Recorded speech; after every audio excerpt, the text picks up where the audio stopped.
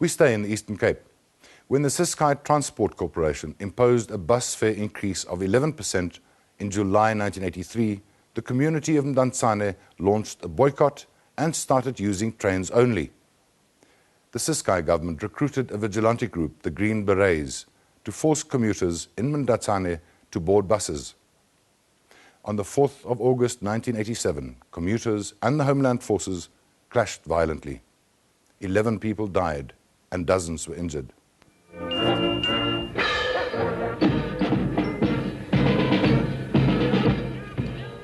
Early one morning, on the 4th of August 1993, Ciskei forces opened fire on commuters on their way to work. The reason being that they had opted for trains and not used the government-owned buses at the time.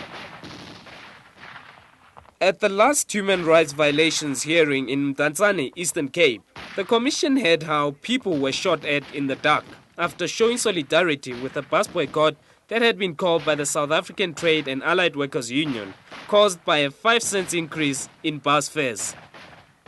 The 1983 bus boycott did expose a conscious effort by the apartheid regime, by the oppressive regime,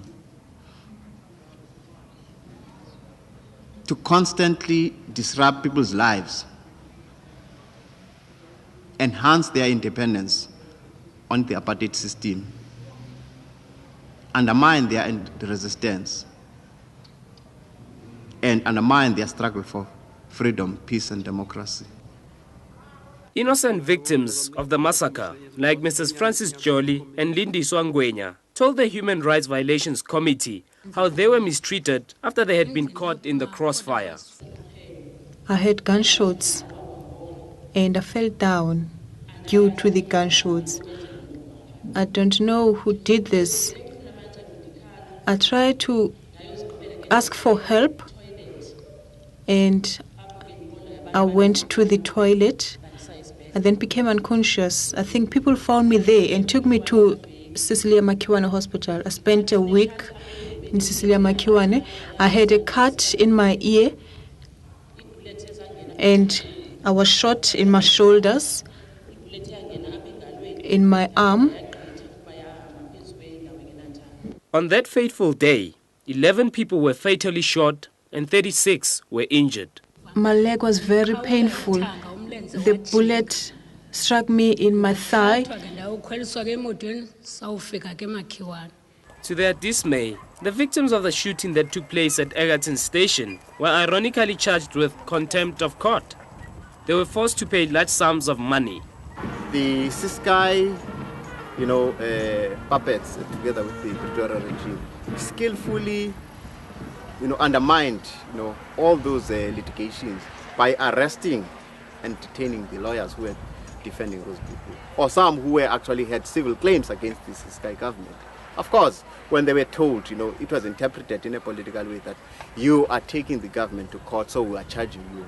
Coincidentally, the UDF had just been launched in August 1983 when the boycott started in July.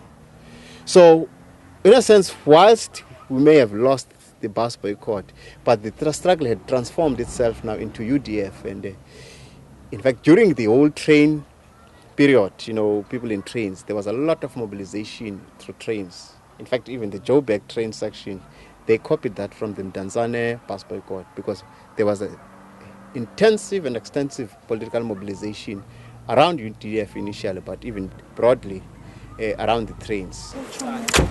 On the first day of the Mdantsane hearings this past week, the Human Rights Violations Committee paid a tribute visit to the Egerton railway station, scene of the bloody massacre that took place in 1983, to say a short remembrance prayer for those who untimely lost their lives for supporting a just cause.